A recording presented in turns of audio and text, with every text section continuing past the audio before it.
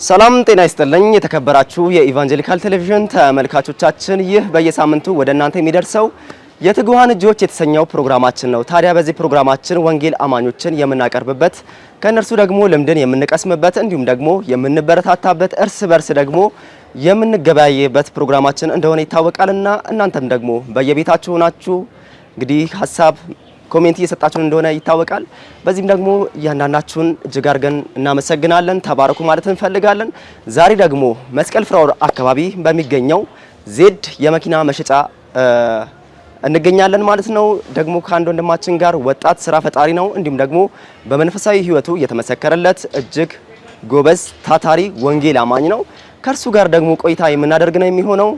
እስከ ፕሮግራማችን ፍጻሜ ድረስ የትም እንዳትንቀሳቀሱ። ይህ የትጉሃን እጆች ፕሮግራም ነው። አብራችሁን ቆዩ። ሰላም ጤና ይስጥልኝ። ዌልካም እንኳን ደህና መጣ። እጅግ በጣም አመሰግናለሁ። ሰላም ነው? እንዴት ነህ? ሁሉ በጎ? ሰላም ነው ወይ? እግዚአብሔር ይመስገን አለን። እግዚአብሔር ይመስገን። እንኳን ወደ ዜድ ካር መኪና መሸጫ መጣ። እጅግ በጣም አመሰግናለሁ። እንዴት ነህ? አለው እግዚአብሔር ይመስገን። እንዴት ነው? መልካም ነው። ሁሉ በጎ። ማን ልበል? እንተዋወቅ እስኪ። እሺ፣ ዳዊት እባላለሁ። የዜድ ካር መሸጫ ባለቤት ነኝ። ኦኬ። አዎ፣ በጣም ደስ ይላል። እንግዲህ ይሄ ሴንተር ያንተ ነው ማለት ነው? አዎ። እንግዲህ አሁን ዛሬ ካንተ ጋር ውሎ ለማድረግ ነው የመጣ ነው። እንግዲህ የምታሳየን ነገር ይኖራል። እስቲ እባክህን። እሺ፣ እኛ ነው የምንጀምረው። ከነዚህን ጀምር። አሁን ላይ እንደሚታወቀው በሀገራችን የኤሌክትሪክ መኪኖች ፍላጎት እጅግ እየበዛ መጥቷል። የነዳጁን ችግር ወይም ደግሞ እንደምታውቀው የነዳጅ ዋጋም ከፍተኛ ስለሆነ እንደ ልብም ስለማይገኝ ከረንትሊ የሰዎችን ስራ በጣም ኢዚ የሚያደርግ ማንም ሰው ነዳጅ ሳይቀዳ ቤቱ ብቻ ቻርጅ በማድረግ የሚጠቀሟቸውን የቻይና መኪኖችን ነው የምንይዘው። እነርሱም BYD ሴጉል ይባላል። እዛ ጋር ደግሞ BYD E2 የሚባል አለ። የ2025 ሞዴል ናቸው። ሁለቱም የሚሰሩት በኤሌክትሪክ ነው። ታዲያ ማንኛውም ከስተመርኛ ጋር ሲመጣ በካሽም ደግሞ በቂ ብር ደግሞ ከሌለው ዜድ ካር ማርኬት ቅጽል ስሙ እንደውም እንደ እናት ነው የሚባለውና የጎደለውን ሞልቶ ከባንክ ጋር አያይዞ ለከስተመሮች ያቀርባል ማለት ነው። በጣም ደስ ይላል።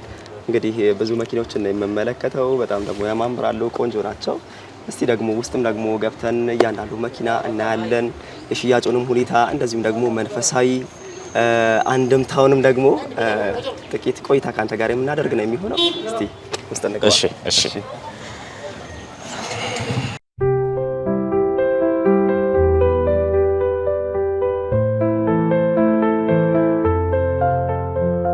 BYD E2 ይባላል። 00 ያልተነዳ ነው። ኤሌክትሪክ ነው። የ2025 ሞዴል ነው። እነዚህ መኪኖች በኪሎ ሜትር በአንድ ፉል ቻርጅ 405 ኪሎ ሜትር ይሄዳሉ። ሀገራችን ላይ ከ3 ዓመት በላይ ተነድተዋል። እጅግ ጥሩ የሚባሉ ናቸው። ውስጣቸውንም በደንብ ከፍቼ ያሳያለሁ። ኦኬ፣ ደስ ይለኛል።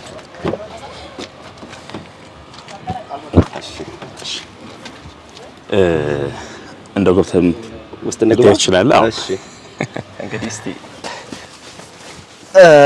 ሀገራችን ላይ ብዙ ያልተለመዱ የብዙ ሰዎች እጅ ላይ ያልደረሰ ነገር ግን ብዙ ሰዎች እጅ ላይ ቢደርስ የሚመረጡ የሚመከሩ ናቸው። ሁሉም ነገር ምቹ ተደርጎ የተሰራ ነው። ኢንቴሪየር ፓርቱ ወንበሩ ሌዘር ነው። ሁሉም ነገር ምቹ ሆኖ ተሰርቷል።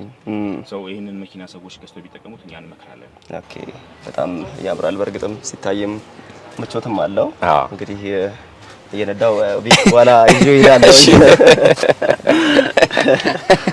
ኦኬ፣ ቆንጆ ነው። እነዚህ እሺ፣ እንለፍ አይደል?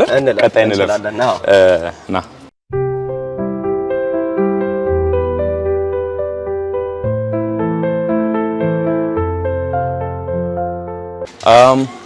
እነዚህ BYD ሲግል ይባላሉ። የቻይና መኪና ነው። የ2025 ሞዴል ነው። 00 ያለጠፈ መኪና ነው። እነዚህም እንዲሁ 405 ኪሎ ሜትር በአንድ ቻርጅ ይጓዛሉ። እነዚህም ሀገራችን ላይ ከ3 ዓመት በላይ ተነርተው ስቲል የባትሪ ጤንነታቸው ጥሩ የሆኑ መኪኖች ናቸው። ይሄንንም በቦዲ ታይፓቸው ኮምፓክት ስለሆኑ እንደዚህ አይነት ቦዲ የሚመርጡ ስፔሻሊ ለከተማ ለራይድ ስራ በጣም የሚያገለግል መኪና ነው። ይሄንን መኪና ስፔሻሊ ራይድን፣ ፈረስ የተለያዩ ስራዎችን ሜትር ታክሲ ማለት ነው መስራት የሚፈልጉ ሰዎች ከከተማ የማይንቀሳቀሱ እነዚህ መኪኖች ቢመርጧቸው እጅግ ያዋጣቸዋል።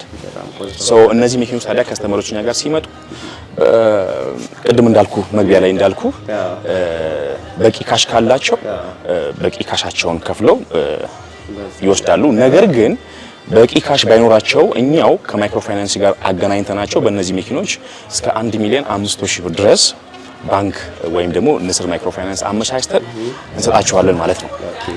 እንዲህ አይነት ኦፕሽን አለ። እንደዚህ አይነት ኦፕሽኖች አሉ። ስለዚህ ከስተመሩ ቢመጣም በፈለገው አማራጭ መገበያየት ይችላል በሚገባ። በጣም ደስ ይላል። ወንጌል አማኞች ስለመሆኑ ይመጣሉ፣ ይገበያያሉ። ክርስቲያኖች አልፎ አልፎ ይመጣሉ። በእርግጥ ቀጥታ ስለማያውቁ ሊሆን ይችላል። አልፎ አልፎ ግን በጥቆማም እንደዚህ ሰው ነግሯቸውም ይመጣሉ። ሲመጡ ደግሞ በልዩነት እናስተናግዳቸዋለን። የመኪና መሸጫ የት አካባቢ ነው የሚገኘው? ዜድ መኪና መሸጫ መስቀል ፍላወር ከሌጎ ሆቴል ጀርባ ነው የሚገኘው። ጉግል ላይም ዜድ ካር ማርኬት ሎኬሽን ስላለው በዛ መጠቀም ይቻላል። በተጨማሪ ቲክቶክ ፕላትፎርም አለን። ዜድ ካር ማርኬት ብለን ሰርች ምናደርግ ከሆነ ከ100,000 ፎሎወርስ በላይ ተከታይ ያለው ትክክለኛው ፔጅ አለ። እሱንም ላይ ጆይን ማድረግ ይቻላል። ስለዚህ ወንጌል አማኞች እንግዲህ ቅዱሳን እየመጣችሁ መኪና እንድትገበያዩ እንግዲህ እኛም ጥሪ እናደርጋለን በኢቫንጀሊካል ቴሌቪዥን ስም። እሺ እንቀጥላለን። እንግዲህ እሺ ቀጣይ ላሳያችሁ አንድ ደሞም እንዲሁ ያለጠፈ ብቻ ሳይሆን የለጠፉ መኪኖች ኤሌክትሪኮችንም እንይዛለን። ከኤሌክትሪክ በተጨማሪም የጋዝ መኪኖችንም እንይዛለን። ግን ደግሞ የለጠፉ ID4 ID6 የሚባሉ አሉ። ምን ማለት ነው? የለጠፈ ማለት አንድ መኪና ታርጋ ለጥፎ ከተነዳ ወይ ሲነዳ ለጥፏል ይባላል። ታርጋ ስለለጠፈ ታርጋ ያለጠፈና ያልተነዳ መኪና ከሆነ ያለጠፈ ይባላል። ስለዚህ አሁን ማሳየ የተነዳ ወይ ደግሞ የለጠፈ ታርጋ ያለው ID4 አሳያለሁ ማለት ነው። መልካም እሺ።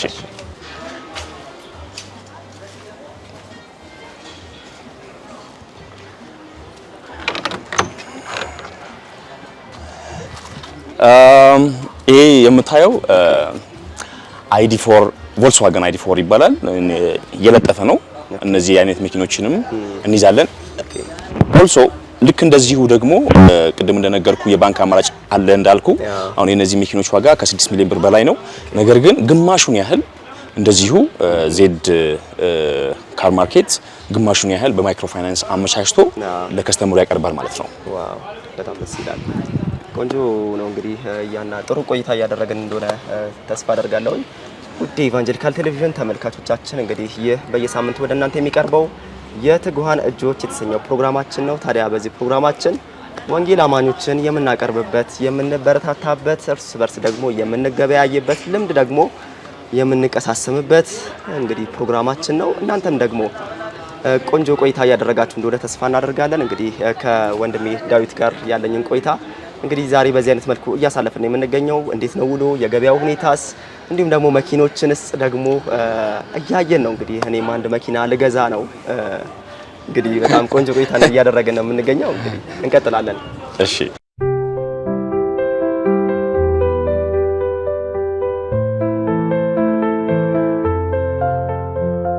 እንግዲህ ከስተመር ሲመጣስ እንዴት ነው የምትቀበሉት? የት ነው እንዴት ነው ያለው የገበያውን ሁኔታ የምታስረዱት እንዴት ነው? አንድ ከስተመር እኛ ጋር ሲመጣ የመጀመሪያው የሚመጣበት መንገድ አንዱ በቲክታክ ፖስት ይመጣል። በተኛ ደግሞ በተለያዩ ሰዎች ቼን ወይም ደግሞ ቀድሞ ከኛ መኪና በወሰዱ ሰዎች አማካኝነት ከስተመሮች ይመጣሉ።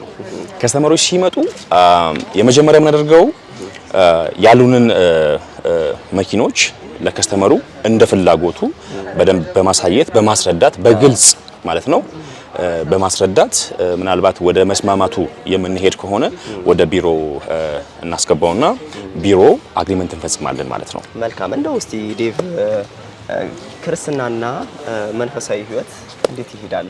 እንደው ይሄንን ቢሮ እየገባን ጥቂት ብናወራ። እሺ እሺ እሺ እሺ እሺ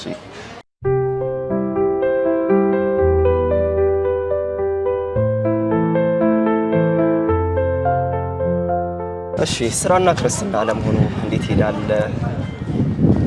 ይሄን እንደው ጥቂት ብትለን። ስራና ክርስትና አብሮ መሄድ ይችላል። አንድ ሰው እግዚአብሔርን በመፍራት ውስጥ ከተመላለሰ የሚሰራውንም ስራ በጽድቅ መስራት ይችላል። ምንም አይነት የተሳሳተ መረጃ ለከስተመር ባለመስጠት ትክክለኛ የሆኑ መኪኖችን ለከስተመር በማቅረብ ከክርስትና ጋር አብሮ ሊሄድ የሚችል አይነት ስራ ነው።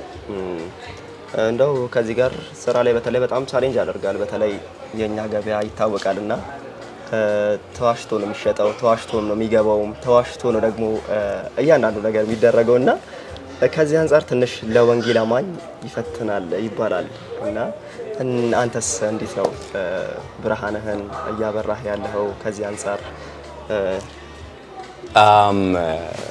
ብርሃናችን ኦልሬዲ በርቷል ማለት እንደዚህ ዜድ ማርኬት እዚህ አካባቢ መስቀል ፍላወር ላይም የምንታወቀው እንደውም ቅጽል ስማችን የጴንጤ ግቢ ነው የሚባለው እና ምንም አይነት ነገር ወደ ከስተመሮቻችን የተሳሳተ ነገር አናደርስም። አንደኛ እኛ ስናስገባ መጀመሪያ አጣርተን ሁሉ ነገር ዶክመንት የመኪናውን ጥራት እና ዶክመንቱን አጣርተን ስለምናመጣ ከኛ ለሚወስዱ ከስተመሮች ምንም የተስተካከለ የነፃ ነገር ይደርሳል ማለት ነው።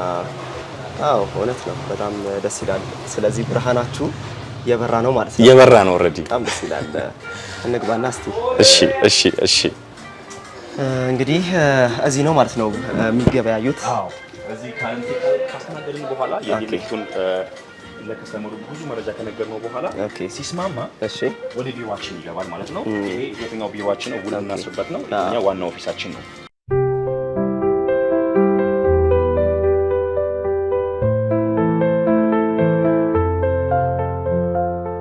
እሺ እንግዲህ እዚህ ነው ማለት ነው ቢሮአችን። እንግዲህ ቅድም እንደነገርኩ ሰዎች ውጪ ላይ ያለውን ነገር ነግረናቸው ልክ ሲስማሙ የኛ ከስተመሮቻችን ማለት ነው የመጨረሻው አግሪመንት የምናደርገው ወይም ደግሞ ከስተመሮቻችን የቀረ ጥያቄ ሲኖራቸው ከፀሐዩ እናስገባቸዋለን። ከዛ በኋላ ተቀምጠን ዲል የምናደርግበት ኦፊሳችን ነው ማለት ነው።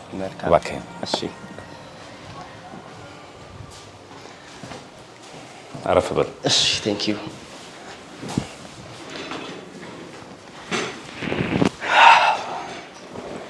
እንግዲህ እዚህ ነው ማለት ነው ኦፊሳችን፣ ቢሮአችን ይሄ ነው። ኦኬ በጣም ደስ ይላል። እንግዲህ እዚህ ነው ያለው ነገር የምታስተናግዱት፣ አግሪመንት የምትፈጽሙት፣ ሁሉንም ነገር እዚህ ባለው ነው ማለት ነው። አዎ ከስተመሮች ብዙ ጊዜ ምን አይነት ጥያቄዎች ነው የሚጠይቁት? እንዲሁም ደግሞ ምንስ ነው አስበው የሚመጡት? መቼም እዚህ ሲመጡ የሆነ ነገር እያሰቡ ነው፣ የራሳቸው ምልከታ ኖሯቸው ነው የሚመጡትና ከዚህ አንፃር እንደው እናንተስ ደግሞ ያለውን ነገር እንዴት ነው የምታስተናግዱት? ማኔጅስ የምታደርጉት? ብዙ ከስተመሮች የተለያየ ምልከታ አላቸው ወይ ደግሞ የተለያየ ጥያቄ አለባቸው። ግን ከብዙዎቹ በዛ የሚሉትን ላንሳ። በዛ የሚሉቱ ስለ መኪናው ዶክመንት ጉዳይ በደንብ ያስጨንቃቸዋል እና የዶክመንት ጉዳይ ነው ብዙዎቹ የሚያነሱልን። የትረስት ኢሹ ይነሳል እና እኛ አስቀድመን አንዳንዴ ከስተመሮቻችን ተረጋግተው የተረጋጋ ግብይት እንዲገበያዩ ዶክመንቱ ሁሉ እናሳያቸዋለን። ይሄው ዶክመንቱ መኪናውና የዶክመንቱ ኦሪጂናል መሆኑን ከዶክመንቱ ጋር መኪናው አብሮ መኖሩን እናስረዳቸዋለን፣ እናሳያቸዋለን። ከዛ በኋላ ነው የሚረጋጉት። የብዙ ከስተመሮች ጥያቄ ስለ መኪናው ዶክመንት ጤንነት ያስጨንቃቸዋል። ከዚህ አንፃር ታዲያ እናንተስ ታዲያ ይሄን ነገር እንዴት ነው ማለት የምታደርጉት?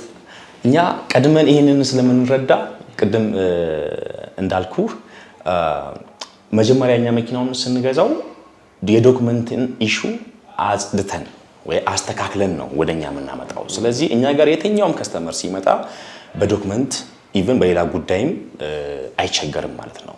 ምናልባትም ብዙ ደንበኞቻችን ለምስጋና ይመለሳሉ። በጣም ደስ ይላል። እንግዲህ እንደማይህ በጣም ወጣት ነህና በአንተ ደሜ ደግሞ ያሉ ምናልባት አንዳንዶች በተለያየ ሱስ ውስጥ በተለያየ ስርዓት ውስጥ ሆነው ይኖራሉና ከዚህ አንፃር ለወንጌል አማኙ የምታስተላልፈው መልእክት ይኖርሃል? እንደዚሁም ደግሞ ላላመነውም ደግሞ ለእንዳንተ አይነት ወጣት ደግሞ ምን ትላለህ? ምን ትመክራለህ?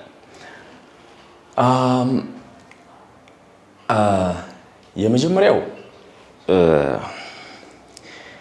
በምንም ሁኔታ ውስጥ አንድ ወጣት፣ አሁን የማወራው ስለ ክርስቲያን ወጣት ነው። በምንም ሁኔታ ውስጥ ወጣቱ ሊያልፍ ይችላል።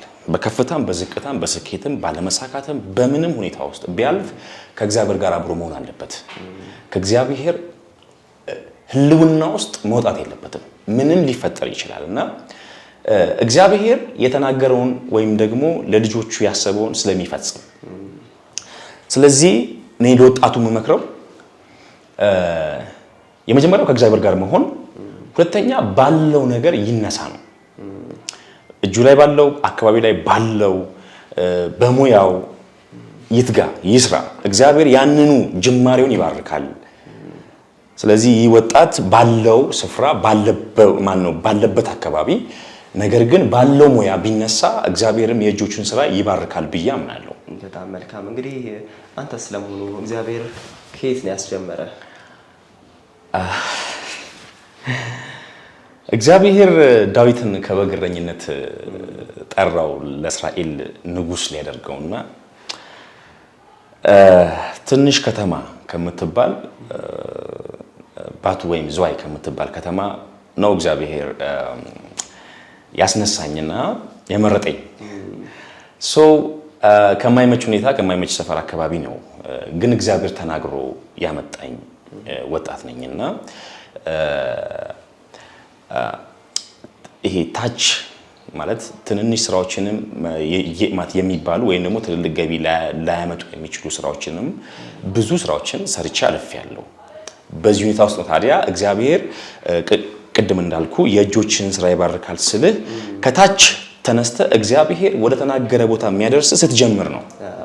ስለዚህ ከታች ጀመርኩኝ፣ እግዚአብሔር ተናገረ፣ የተናገረው ቦታ ደግሞ አድርሶኛል። እግዚአብሔር ይመስገን። በጣም ደስ ይላል። እንግዲህ እግዚአብሔር እየተናገረውን እንዲፈጽም ሰውም ደግሞ ሊጀምር ያስፈልጋል ማለት ነው። የኛም ድርሻ መጀመር ነው። ይሄንን መልእክት እንግዲህ ቀርቶልናል። በጣም ደስ የሚል ቆይታ እያደረግን ያለ ነው። በጣም ብዙ ሰዎችም ደግሞ በዚህ ተጠቃሚም እንደሚሆኑ በጣም ተስፋ እናደርጋለን። እንግዲህ የተቀመጡ ወንድሞች ይኖራሉ፣ ወጣቶች ይኖራሉ። እንደዚሁም ደግሞ ስራም ደግሞ ፊልም አድርገው ደግሞ አድርጎባቸውም ደግሞ ቁጭም ያሉ ሊኖሩ ይችላሉና ተስፋ አትቁረጡ። እንግዲህ ከጥቂቷን ነገር ነው እግዚአብሔር ያበዛልኝ ነው እያለን ያለው ወንድማችን። ቅዱሳን እንግዲህ በጣም የተጽናናችሁበት የበረታችሁበት እንደሆነ ተስፋ እናደርጋለን። እንደው በመጨረሻስ ማስተላለፍ የምትፈልገው መልእክት ይኖርሃል? በመጨረሻ ማስተላለፈው መልእክት አንድ የምወደው የመጽሐፍ ቅዱስ ቃል ብቻ ሳይሆን ሕይወት የሆነ ቃል አለ። ምናልባት ከጀርባዬ ካየኸው የትኛውም ከስተመርን የቢሮ ሲመጣ ምናልባት ካስተዋል ካላቅም ብዙ መኪና መስጫ ቤት ከቢሮ ጀርባ ሎጎ ነው የሚደረገው። የመኪና መስጫው ሎጎ ነው የሚደረገው። የኔ ሎጎዬ ይሄ ነው፣ ከጀርባዬ የምታየው ነውና እግዚአብሔር ብቻውን መራው አለ መጽሐፍ ሲናገር፣ ከእርሱም በቀር ሌላ አምላክ አልነበረም። እና